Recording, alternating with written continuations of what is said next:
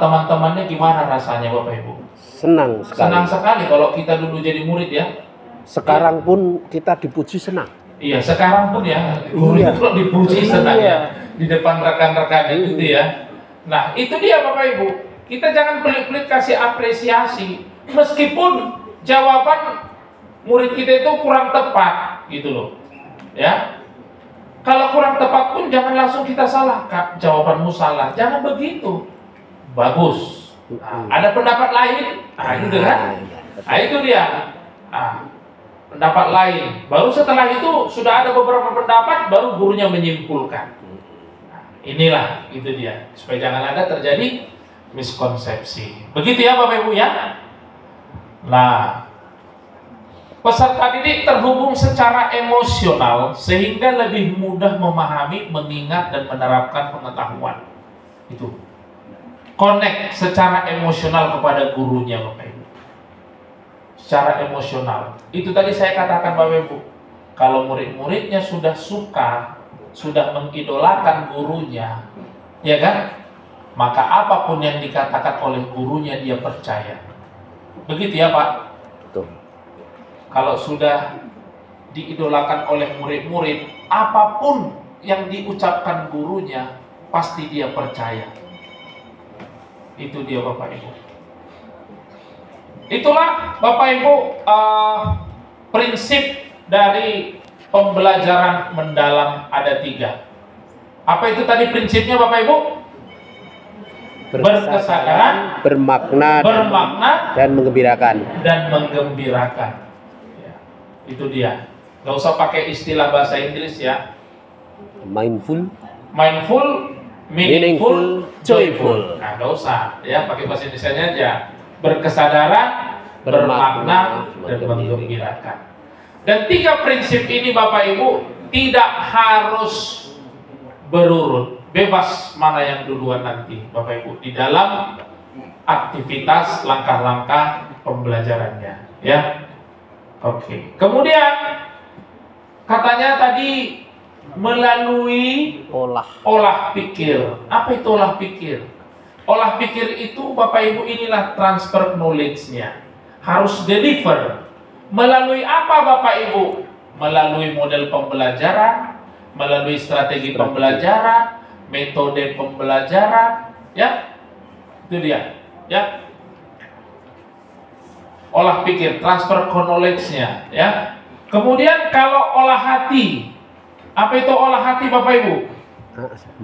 Mengasah kepekaan batin, membentuk budi pekerti, menanamkan nilai-nilai moral dan spiritual. Itu olah hati. Ya. Bagaimana kita menciptakan anak-anak yang peduli terhadap sesama, peduli terhadap lingkungan. Ya. Mencintai sesama, mencintai lingkungan. Itu dia olah hati Bapak Ibu. Kalau olah rasa ini menumbuhkan empati, ya Bapak Ibu ya. Estetika. Kepekaan estetika, kemampuan menghargai keindahan dan hubungan antar manusia. Kita menciptakan lulusan-lulusan ya yang kepekaan estetika, artinya suka melihat yang bersih, suka melihat yang indah, yang rapi, begitu ya? Betul nggak Bapak Ibu? Nah itu kan pembinaannya di sekolah Bapak Ibu, ya. Nah kemudian empati, mampu menempatkan dirinya di berbagai situasi, gitu ya. Jangan tertawa di atas penderitaan orang lain, gitu ya, Bapak Ibu ya. Menangislah di tengah-tengah orang yang bersedih, tertawalah di tengah-tengah orang yang bergembira.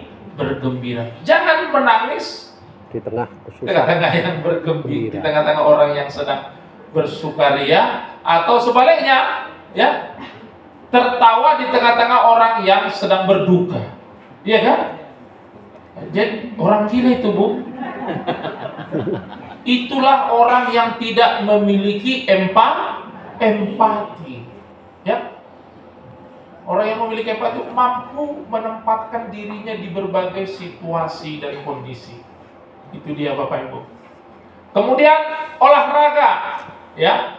Bagian dari pendidikan yang bertujuan menjaga meningkatkan kesehatan fisik, kekuatan tubuh, membentuk karakter melalui kegiatan jasmani. Ya. Kita percaya Bapak Ibu, di dalam tubuh yang sehat terdapat jiwa yang yang kuat. Begitu ya Bapak Ibu ya? Ya. Ibu, kalau kita saja sering sakit-sakit, jiwanya pasti gimana lah sakit. kita bisa produktif dalam kehidupan kita Bapak Ibu? Betul tidak Bapak Ibu? Betul. Nah, jadi oleh karena itu seperti yang saya katakan di awal Bapak Ibu, senamnya tiap hari gitu ya. Senam anak Indonesia hebat gitu ya. Senamnya tiap hari gitu. Sebelum masuk pagi-pagi apel ya, buka dengan doa dulu.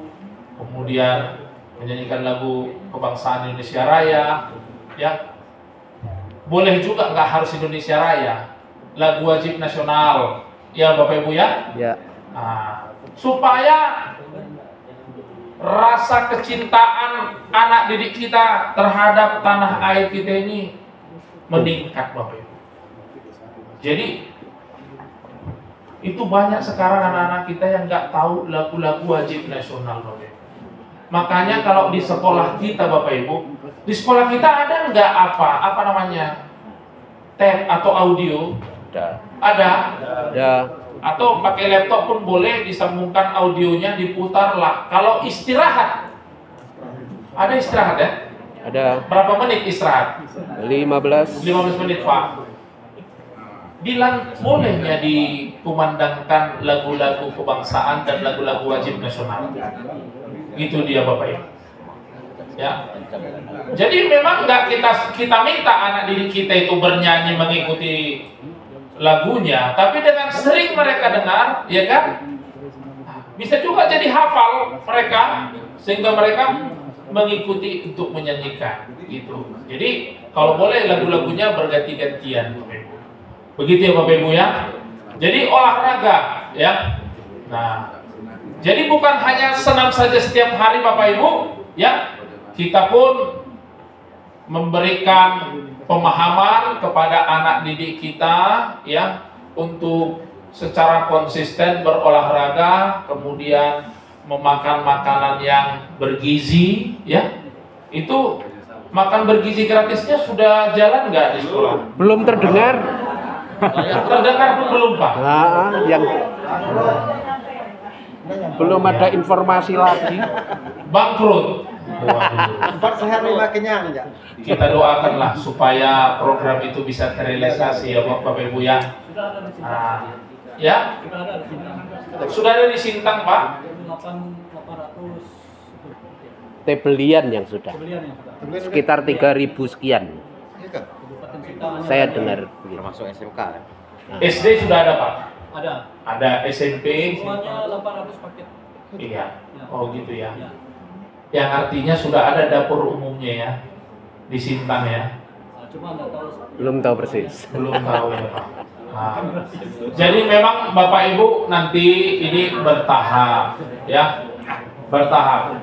Jadi Bapak Ibu apapun yang menjadi program pemerintah ya, kita sebagai guru sudah memiliki kewajiban untuk mendukung. Jadi kita doakanlah ya. Mungkin sekarang arah pembangunan pemerintah ini fokusnya kan salah satunya makan bergizi gratis, begitu ya. Kita doakanlah supaya ini bisa berjalan dan tidak ada yang dikorupsi, gitu ya. Itu doa kita. Karena arahnya kan tujuannya kan ke anak-anak ini ya, Bapak Ibu. Jadi mudah-mudahan lah itu terrealisasi ya, Bapak Ibu. Baik. Jadi melalui yang 4 ini Bapak Ibu, pembelajaran mendalam itu ya. Nah, ini tadi dia. Pembelajaran mendalam, memuliakan. Dalam penerapan pembelajaran mendalam, semua pihak yang terlibat saling menghargai, menghormati, dengan mempertimbangkan potensi, martabat dan nilai-nilai kemanusiaan. Itu artinya memuliakan Bapak Ibu ya. Nah, pembelajaran mendalam ya ada 3 prinsipnya, yaitu berkesadaran, bermakna, dan menggembirakan. Ya, melalui 3 prinsip ini, Bapak Ibu, ya melalui apa? Olah pikir, olah hati, olah rasa, dan olah raga. Begitu ya. Nanti melalui keempat olah ini ada 3 pengalaman belajar yang didapatkan oleh peserta didik kita, yaitu apa Bapak Ibu? Memahami, mengaplikasikan, dan merefleksi. Ya, itu dia Bapak Ibu. Nah, untuk mewujudkan apa? 8 Profil lulusan ada 8 dimensi. Ya, apa itu yang 8 dimensi? Nah, ini dia Bapak Ibu. Keimanan, ketakwaan. Kalau kemarin kebahagiaan. profil pelajar Pancasila ada 6 ya. 6 Nah, kalau ini 8. Apa yang 8 itu? Keimanan dan ketakwaan terhadap Tuhan Yang Maha Esa. Kemudian yang kedua, kewargaan. Kreativitas. Yang ketiga, kreativitas. Penalaran kritis. Keempat, kemandirian. 5, komunikasi. 6, kesehatan. 7, kolaborasi. 8, penalaran kritis. Kalau kita baca deep learningnya Michael Fullan, itu menciptakan 6C. Jadi di konstruk kementerian menjadi 8. Mana yang 2 lagi yang tambah sehingga 8? Supaya sesuai dengan tujuan pendidikan nasional, ditambahkanlah kemandirian dan kesehatan. Kemandirian dan kesehatan. Jadi tambah 2 lagi nih Bapak Ibu. Ya, kalau dari deep learningnya Michael Fullan itu 6 ditambah 2 ini, jadi 8. Itulah 8 dimensi profil lulusan. Jadi dengan adanya ini Bapak Ibu, 8 dimensi profil lulusan, tidak ada lagi P5. Gitu. Tidak ada lagi P5. P5-nya berganti menjadi kokurikuler. Ya. Yang mana nilainya nanti include dengan intrakurikuler. Jadi ini nilainya cuma 1. Kemudian rapor P5 pun tidak ada lagi. Begitu ya Bapak Ibu ya? Iya. Nah, kemudian ada juga pertanyaan tadi, pembelajaran, semalam lupa juga saya menjawab. Saya ingat ini pembelajaran mendalam diterapkan di kelas berapa? Kalau kemarin kan kurikulum Merdeka ada kelas 1 dan kelas 4 gitu ya. Pertama ya. Betul nggak Bapak Ibu? Betul. Karena pembelajaran mendalam ini bukan merupakan kurikulum, maka pembelajaran mendalam ini berlaku untuk semua tingkatan, mulai dari kelas 1 sampai kelas 6. Begitu ya Bapak Ibu ya?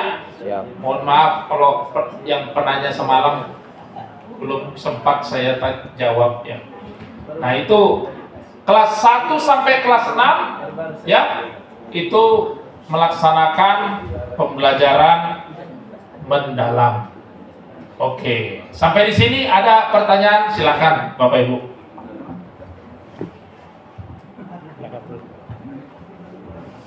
Terima kasih. Dalam pembelajaran mendalam tadi disampaikan dilaksanakan dengan berkesadaran, bermakna, dan menggembirakan. Kemudian juga dilakukan dalam olah pikir, olah hati, olah rasa, olah raga. Dan itu semua arahnya nanti untuk mewujudkan 8 DPL tadi itu. Nah, dalam kaitannya dengan itu kira-kira bagaimana nantinya bentuk konkret dari perwujudan, ya maksudnya prakteknya ya, praksisnya ya, praksisnya kalau dikaitkan dengan olah pikir, olah rasa, olah raga, olah hati, yang arahnya itu 8 DPL itu tadi, itu kurang lebih seperti apa. Kemudian juga kira-kira juga penyampaiannya atau teknik penyampaiannya dalam pendampingan atau pembelajaran kurang lebih mungkin juga seperti apa gambarannya. Terima kasih. Baik, tepuk tangan dulu Bapak Ibu. Baik. Bagaimana prakteknya di dalam menerapkan pembelajaran mendalam itu, yaitu tadi melalui olah pikir, olah hati, olah rasa, dan olahraga. Begitu Pak? Iya. Nah, jadi Bapak Ibu, bahwa keempat olah tadi itu tidak otomatis ada di dalam satu pertemuan pembelajaran. Ya. Nah, tadi kan untuk mewujudkan 8 dimensi profil lulusan. Ya. Kalau kita mengingat kemarin profil pelajar Pancasila ada 6 ya. 6. Itu di dalam satu pertemuan kan nggak harus 6-6-nya dikuatkan, betul nggak Bapak Ibu? Betul. Sama halnya dengan pembelajaran mendalam. Yang 8 dimensi tadi di dalam satu pertemuan pembelajaran yang kita laksanakan itu nggak harus 8-8-nya. Ya kalau misalnya hanya 4 dimensi, salah itu Bapak Ibu. Kalau bisa 5, bagus. Ya. Jadi nggak harus dipaksakan 8-8-nya dalam satu pertemuan Pak. Nah kemudian kalau misalnya kita mau menguatkan kolaborasi misalnya, saya ambil contoh dari 8 dimensi, kolaborasi, menguatkan kolaborasi. Berarti di dalam aktivitas pembelajaran yang kita lakukan harus ada aktivitas kolaborasi antara sesama peserta didik. Berarti kita buat belajar berkelompok. Kemudian menguatkan kemandirian. Actionnya gimana? Berarti aktivitas pembelajaran yang kita laksanakan ada penugasan individu. Itu kemandirian, penugasan individu. Ya, kalau tadi kolaborasi, penugasannya kelompok. Kemudian kalau ada misalnya berpikir kritis, berarti kita membuka kesempatan anak-anak untuk bertanya, untuk menyampaikan ide gagasannya di dalam proses pembelajaran. Itu Pak, aksinya Pak, aktivitasnya. Kemudian kalau kita mau kreativitas berarti kita melihatnya dari keterampilan anak didik kita, baik di dalam berpraktek maupun di dalam menyelesaikan suatu masalah. Itu bisa kita lihat Bapak Ibu dari hasil kerjanya, baik secara tertulis maupun secara praktek. Itu kreativitas Bapak Ibu, ya, kreativitas. Kemudian kalau kita mau menguatkan komunikasi, salah satu contohnya aktivitas pembelajarannya ada kesempatan anak didik untuk mempresentasikan hasil kerja, baik hasil kerja kelompok ataupun hasil kerja individu. Bagaimana dia berkomunikasi, menyampaikan hasil kerjanya Bapak Ibu. Begitu. Kemudian kesehatan, ya. Nah, salah satunya kesehatan itu dengan senam, misalnya di pagi hari. Kemudian misalnya Bapak Ibu membuat ice breaking, itu merupakan penguatan kesehatan ya Bapak Ibu. Nah, kemudian mudah-mudahan nanti program makan bergizi gratisnya bisa terrealisasi dan sebagainya Bapak Ibu. Dan ada juga ya Bapak Ibu, sebelum ada program makan bergizi gratis ini, ada juga sekolah-sekolah yang menyiapkan makan siang untuk murid-muridnya. Ya mungkin kebanyakan sekolah-sekolah swasta lah ini Bapak Ibu ya, yang yang sudah kuat di dalam hal ekonomi lah, keuangan ya. Kan ini kan hubungannya terhadap uang sekolah juga ini Pak ya. Betul, betul. Itu dia. Kemudian kalau mau menguatkan keimanan dan ketakwaan terhadap Tuhan Yang Maha Esa, Bapak Ibu, jika aktivitas pembelajaran kita dimulai dengan berdoa dan ditutup nantinya juga dengan berdoa, itu nggak cukup untuk menguatkan keimanan dan ketakwaan, nggak cukup. Jadi jangan Bapak Ibu buat dibuka dengan doa, ditutup dengan doa, oh itu sudah menguatkan keimanan. Tidak, nggak cukup. Harus ada aktivitas pembelajaran yang menunjukkan bahwa ada penguatan terhadap keimanan dan ketakwaan terhadap Tuhan Yang Maha Esa. Gitu. Kalau kemarin di kurikulum ini masih kurikulum merdeka ya, PK 13 ya, itu kebanyakan dikuatkan oleh guru agama dan guru PKN. pendidikan Pancasila. Betul ya Bapak Ibu ya? Itu dia. Tapi tidak menutup kemungkinan juga untuk mapel-mapel yang lainnya ya, bahwa dimensi keimanan dan ketakwaan terhadap Tuhan Yang Maha Esa itu juga bisa dikuatkan. Begitu Bapak Ibu. Kemudian kewargaan ya. Apa sih maksudnya kewargaan? Supaya cinta tanah Meningkatkan rasa cinta tanah Tanah air. Begitu ya. Apalah kira-kira? Menyanyikan Nyanyi lagu lagu. kebangsaan, menyanyikan lagu wajib nasional, kemudian ada aktivitas-aktivitas pembelajaran ya yang menunjukkan bahwa cinta produk Indonesia. Indonesia misalnya.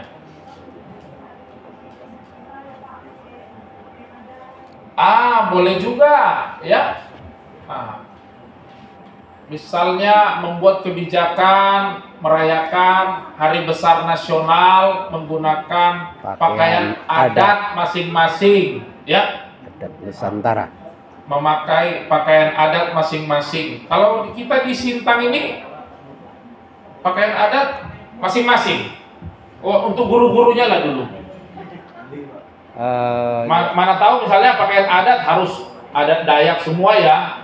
Nusantara. Nusantara ya. Nusantara. Yang Jawa pakai adat Jawa. Bisa. Yang Batak pakai adat Batak gitu ya. Atau Jawa pun bisa pakai yang ada Dayak juga nggak masalah. Iya, nggak masalah juga. Makanya saya tanya tadi, Bruder, ya. Gitu ya. Nah itu dia. Jadi kalau perayaan Hari Besar Nasional menggunakan pakaian adat, itu. Jadi Ya. lebih bagus kalau beragam. Jadi kenapa itu apa namanya? Bineka Tunggal Ika. Bineka Tunggal Ikanya, gitu ya. Berbeda-beda, Tetapi tetap satu. tetap satu jua, gitu ya. Oke. Udah semua Pak, kolaborasi sudah, kesehatan, kemandirian, soal begitu, Oke. Bruder. Nanti aktivitas pembelajarannya dituangkan di dalam RPP ataupun modul ajar. Jadi yang perlu kita garis bawahi Bapak Ibu, nggak harus 8 dimensinya dalam satu pertemuan, boleh 4 dimensi, boleh 5 dimensi, sesuai dengan aktivitas pembelajaran yang kita desain atau kita rencanakan. Begitu ya, Bruder? Oke, ada lagi Bapak Ibu pertanyaan sebelum kita kopi break?